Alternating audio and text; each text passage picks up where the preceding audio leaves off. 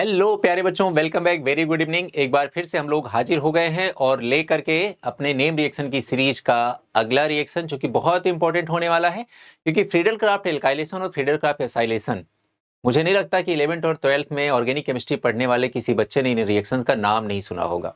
Exam के लिए भी इंपॉर्टेंट है, और चूंकि इसमें थोड़ा सा मैकेनिज्म का इन्वॉल्वमेंट होता है और कुछ कुछ कंफ्यूजन एल्काइलेशन एसाइलेशन उनकी रेट ऑफ रिएक्शन को और बनने वाले प्रोडक्ट को लेकर के रहता है, तो मुझे ऐसा लगता है कि इस रिएक्शन को थोड़ा सा प्यार से ढंग से समझ लिया जाए आज, कि इस वीडियो के बाद, आज के बाद कभी भी कोई फ्रीडल क्राफ्ट एल्काइलेशन और एसाइलेशन का क्वेश्चन आए हमारे सामने तो हम उसको धुआं धुआं कर दे। इस तरह से हमें सीखना पड़ेगा, ठीक है। चलिए शुरू करते हैं आज का वीडियो। और आज के टॉपिक में हम लोग सीख रहे हैं Friedel craft alkylation reaction and acylation reaction. देखो बेटा, फ्रीडल क्राफ्ट ये साइंटिस्ट का नाम है, फ्रीडल एंड क्राफ्ट ये साइंटिस्ट का नाम है। इन्होंने सिखाया कि एल्काइलेशन एसाइलेशन कैसे किया जाए। पहले छोटी सी बात समझिए, सपोज दैट हम क्यों कर रहे हैं एल्काइलेशन। मान लेते हैं मेरे पास बेटा बेंजीन है और मुझे बेंजीन पे ना एल्काइल ग्रुप ऐड करना है। एल्काइल ग्रुप समझ रहे हैं ना? एल्काइल ग्रुप का मतलब ये कुछ भी हो सकता है, ये मिथाइल हो सकता है, ये इथाइल हो सकता है, ये प्रोपाइल हो सकता है, ठीक है, ये कुछ भी इस तरह से हो सकता है, मतलब इस तरह का, या आइसोप्रोपाइल हो सकता है, कोई भी ग्रुप हो सकता है कुल मिला के। तो मुझे बेंजीन में अगर कोई एल्काइल ग्रुप ऐड करना हो तो मैं इस प्रोसेस को बोलूंगा एल्काइलेशन।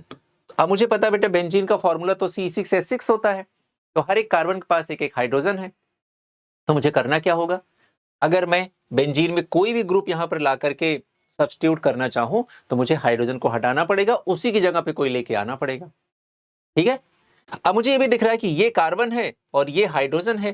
कार्बन और हाइड्रोजन में कार्बन की इलेक्ट्रोनेगेटिविटी ज्यादा होती है, हाइड्रोजन की कम होती है। अगर हाइड्रोजन की इलेक्ट्रोनेगेटिविटी कम होती है तो हाइड्रोजन पे चार्ज लगेगा पॉजिटिव, और अगर मुझे पॉजिटिव को रिप्लेस करना है तो उसकी जगह पर पॉजिटिव ही लाना पड़ेगा। चूंकि मुझे एल्काइल ग्रुप ऐड करना है तो एल्काइल के ऊपर पॉजिटिव यानी कि R पॉजिटिव को लेके आना होगा।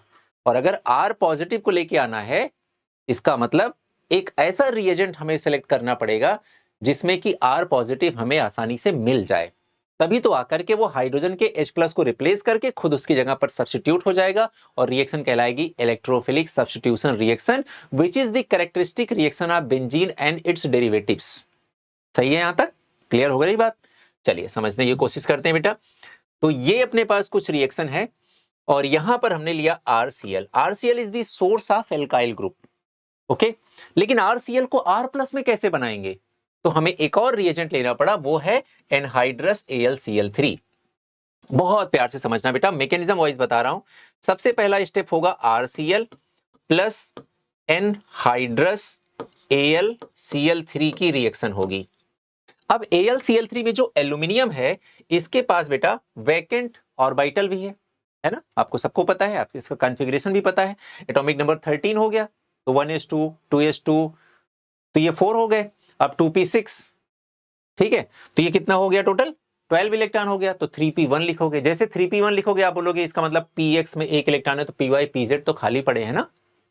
अब आप मुझे बताओ कि एल्यूमिनियम के पास वैकेंट p ऑर्बिटल, और एल्यूमिनियम जुड़ा है क्लोरीन के साथ, और क्लोरीन क्या है? खतरनाक इलेक्ट्रोनेगेटिव है, और खतरनाक इलेक्ट्रोनेगेटिव होने की वजह से वो एल्यूमिनियम के सारे इलेक्ट्रॉन को अपनी तरफ अट्रैक्ट करने की कोशिश करेगा। तो क्लोरीन पे चार्ज लगेगा पार्शियल नेगेटिव और एल्यूमिनियम पे लगेगा पार्शियल पॉजिटिव, तो एल्यूमिनियम पॉजिटिवली चार्ज एक्वायर कर लेगा। जब एल्यूमिनियम पे पॉजिटिव चार्ज लगेगा तो ये कैसे बिहेव करेगा? ये बिहेव करेगा लुईस एसिड की तरह। तो आपको ध्यान रखना है, लुईस एसिड को हम ऐसे भी पहचानते हैं कि जब आपका सेंट्रल एटम लेस इलेक्ट्रोनेगेटिव हो और टर्मिनल या पर उससे जुड़े हुए किनारे किनारे जो एटम है वो मोर इलेक्ट्रोनेगेटिव एटम है, तो वो ऐसे में जो आपका सेंटर में या सेंटर एटम है, तो सेंट्रल एटम हमेशा इलेक्ट्रॉन की डेफिशिएंसी फेस करता रहेगा, और इस चक्कर में उसके ऊपर हमेशा पार्शियल पॉजिटिव चार्ज लगा रहेगा और वो एक लुईस एसिड की तरह बिहेव करेगा। तो ये एक लुईस एसिड है बेटा। और लुईस एसिड हमेशा इस बात के लिए परेशान रहता है कि यार हम कैसे अपने इलेक्ट्रॉन की डेफिशिएंसी को फुलफिल कर लें, कैसे इलेक्ट्रॉन की डेफिशिएंसी अब ना रह जाए, इस बात को लेकर के परेशान रहता है, फिक्रमंद रहता है। तो जब भी उसको मौका मिलता है ना, वो किसी से एक पेयर इलेक्ट्रॉन उठा लेना चाहता है, उसका एक इलेक्ट्रॉन पेयर ले लेना चाहता है। और इलेक्ट्रॉन पेयर किससे मिलता है? पेयर ऑफ इलेक्ट्रॉन कौन से बॉन्ड से मिलता है बताओ जरा? आयनिक बॉन्ड कोवेलेंट कोऑर्डिनेट, किस बॉन्ड से? कोऑर्डिनेट बॉन्ड से। अब ये ढूंढता है, तलाश करता है ना, कि कहां मिल जाए हमें, सोर्स कहां मिल जाए। यहां पर आप जैसे देखेगा, ये RCl को देखेगा, अरे यार सोचेगा R प्लस Cl माइनस, इसकी आंखें एकदम इसे टिमटिम करने लगेंगी, चमकवाने लगेंगी। फिर क्या करेगा, ये सोचेगा यार किसी तरह से इसके Cl माइनस को उठा लाएं। अब इसके पास ऑलरेडी 3 क्लोरीन है, इसको क्लोरीन लाने में बड़ी आसानी होगी, क्योंकि ये अपने ही किसी गैंग के किसी इंसान को अपनी तरफ बुला रहा है ना। तो ये क्या हो जाएगा बेटा, AlCl4-1 बन जाएगा, क्योंकि Cl आएगा तो अपना नेगेटिव चार्ज लेके आएगा। तो ये क्या कहलाएगा, AlCl4-1। और इस चक्कर में क्या बन जाएगा, साथ में R प्लस बन जाएगा। ठीक है, अब ये जो R प्लस बन गया बेटा, यही कहलाएगा आपका एल्काइल ग्रुप कहलाएगा। क्या कहलाएगा, एल्काइल कार्ब कैटायन कहलाएगा, ग्रुप नहीं कहलाएगा, कार्ब कैटायन कहलाएगा।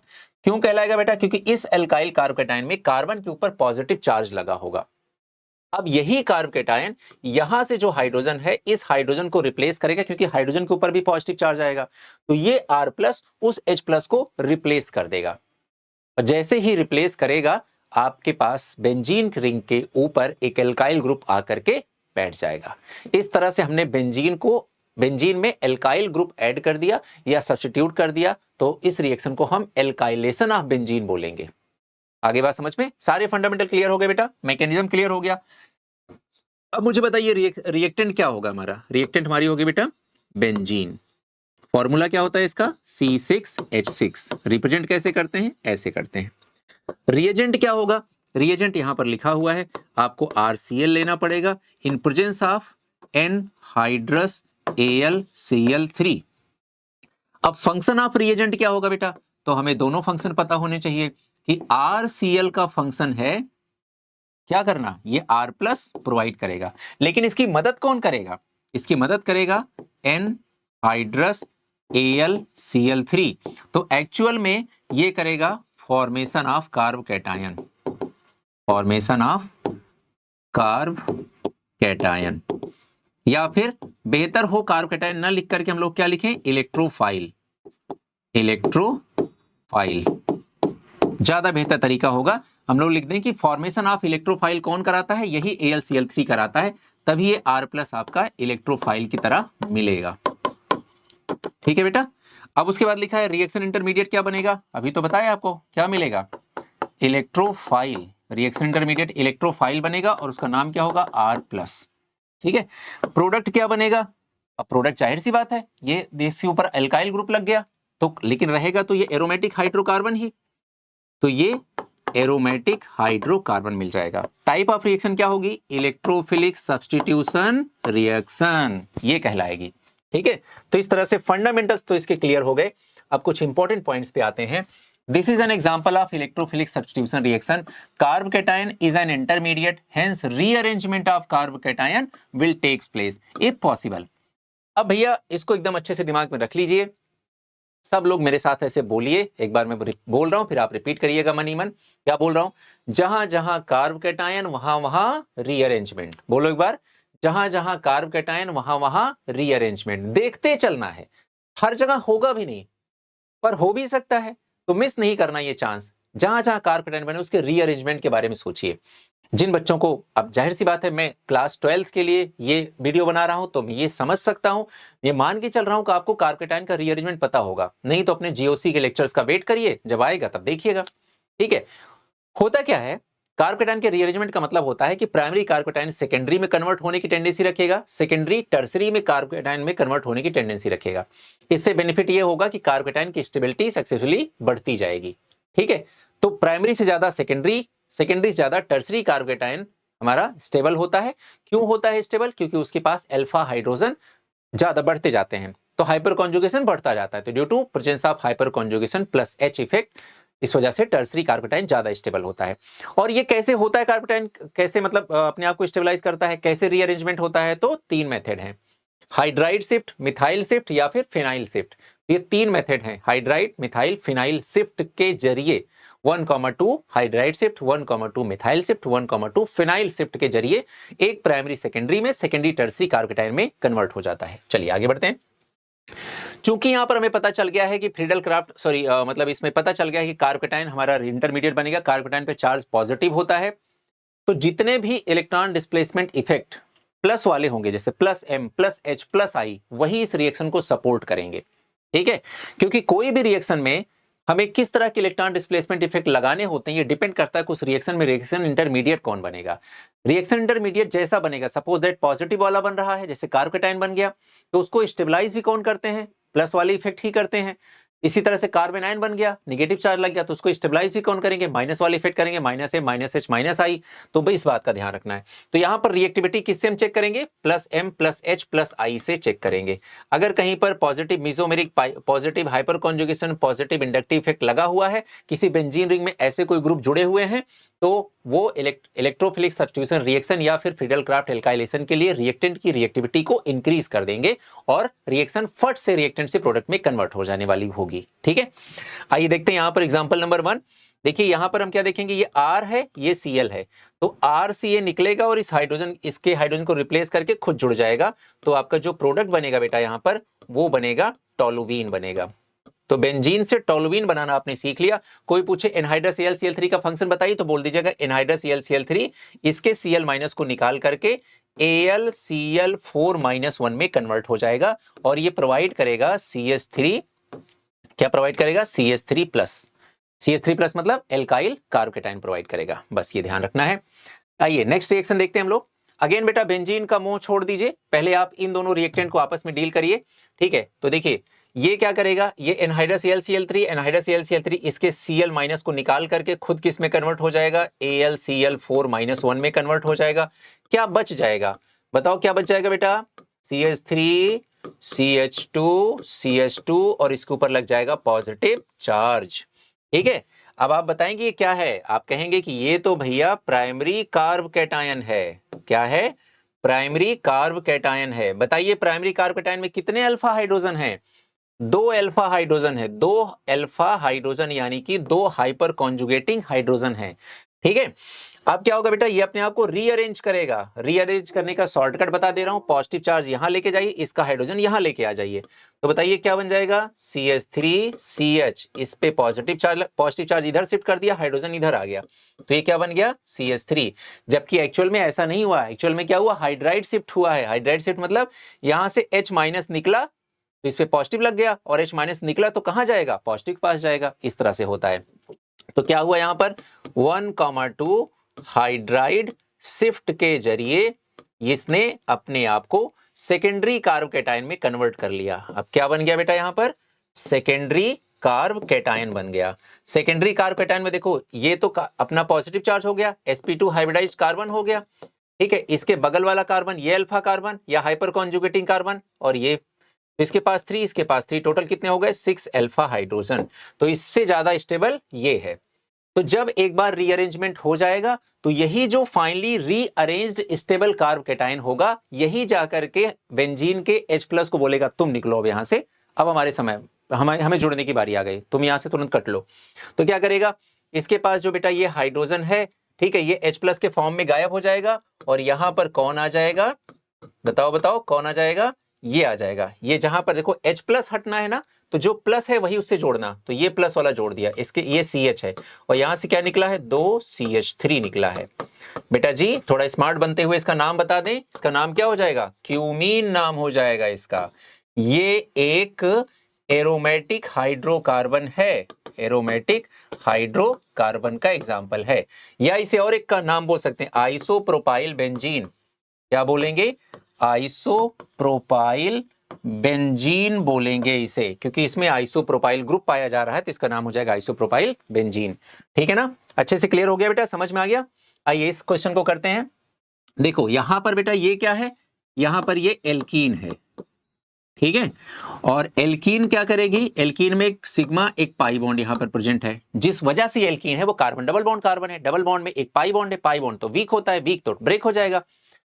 और ये आपका एक इलेक्ट्रोफाइल है, हाँ जी क्या है, इलेक्ट्रोफाइल है।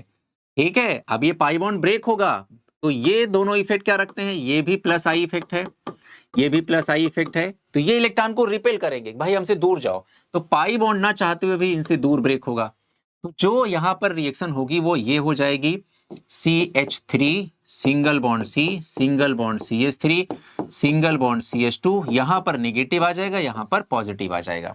ठीक है, अब बेटा ये H+ क्या करेगा, फट से अटैक करेगा नेगेटिव वाले के ऊपर। जैसे अटैक करेगा ये किस में कन्वर्ट हो जाएगा, CH3C, single bond CH3, single bond CH3, और यहां लग जाएगा पॉजिटिव चार्ज। डन। अब बताओ ये बेटा क्या बन गया, ये बन गया इलेक्ट्रोफाइल। क्या कहलाएगा, इलेक्ट्रोफाइल। कैसे पता चला, क्योंकि इलेक्ट्रॉन की डेफिशिएंसी है। कैसे पता चला, पॉजिटिव चार्ज से। फिर कैसे पता चला, जिस कार्बन पे पॉजिटिव चार्ज लगा है उसने 3 बॉन्ड बनाए, 3 बॉन्ड के 6 इलेक्ट्रॉन, ऑक्टेट तो पूरा ही नहीं हुआ, तो इलेक्ट्रॉन डेफिशिएंट हो गया। और जो भी इलेक्ट्रॉन डेफिशिएंट होते हैं उन्हीं को इलेक्ट्रॉन से प्यार होता है, वही इलेक्ट्रोफाइल कहलाते हैं। अब जैसे आपको पॉजिटिव सेंटर पता चल गया, बेंजीन पे अटैक करिए, बेंजीन के H+ को बोलिए चलो बेटा निकलो यहां से, और फटाफट से इसी कार्बन प्लस को वहां पर ले जाके जोड़ दीजिए। तो अब इस बेंजीन पे यहां पर एक जो हाइड्रोजन था आपका, इस हाइड्रोजन को हमने H+ के फॉर्म में बोला निकलो यहां से, और यहां से हमने जोड़ने की कोशिश की बेटा।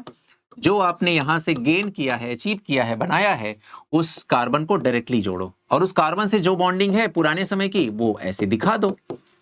तो इस तरह से ये आपका प्रोडक्ट बन गया। आगे बात समझ में।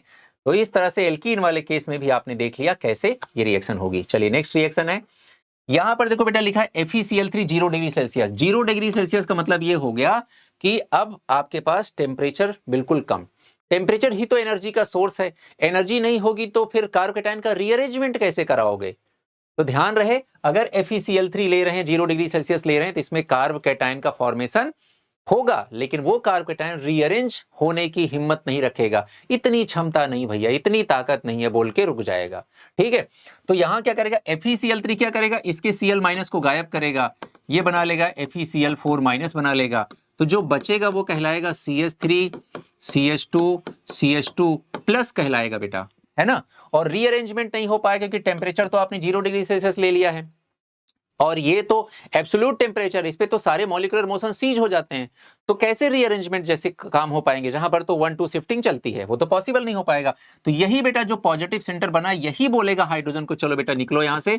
तो इस हाइड्रोजन को कौन निकालेगा, ये कार्बोकैटायन रिप्लेस करेगा, क्योंकि इस हाइड्रोजन पे तो पॉजिटिव चार्ज आता है ना, तो ये रिप्लेस कर देगा। तो बताइए क्या बन जाएगा, बेंजीन, और यहां पर ये CH2 और फिर CH3। इस तरह से ये फाइनल प्रोडक्ट बन जाएगा। तो बहुत इंपॉर्टेंट बात बताई बेटा मैंने आपको कि FeCl3 की प्रेजेंस में देयर इज नो रीअरेंजमेंट। रट लेना इस बात को, ठीक है, एग्जाम में बहुत काम आएगा। चलिए अगला क्वेश्चन देखते हैं। अब यहां पर देखिए हमारे पास क्या है, FeCl3 एक लुईस एसिड है, ठीक है, लुईस एसिड है, और यहां पर ये एक एल्कीन है। तो पहली रिएक्शन बेटा एल्कीन के केस में ही कराना पड़ेगा। अच्छा, यहां पर अब हम क्या करें, इस एल्कीन को ब्रेक करें, पाई बॉन्ड ब्रेक करेंगे तो क्या एक तरफ पॉजिटिव एक तरफ नेगेटिव आ जाएगा। ठीक है, साथ में यहां पर एक H+ भी ले लीजिए। अब वो H+ क्या करेगा बेटा, इस पे अटैक कर देगा, और अटैक करके इसको कन्वर्ट किस में कर देगा, ये कन्वर्ट कर देगा, इसमें कन्वर्ट कर देगा। ठीक है, तो अब आप देखिए ये बन गया। अब उस बेंजीन से सीधा सीधा जाके इसको कनेक्ट कर दीजिए बस। ठीक है, और वैसे यहाँ पर ये रीअरेंजमेंट वगैरह मत लिखो, ये वैसे दूसरी रिएक्शन है, ये तो ये बनी जाएगी। ठीक है, ये मैं आपको थोड़ा सा चेंज कर दूं, क्या एक्चुअल में क्या हुआ है इसमें, देखो बता रहा हूं क्या करना है।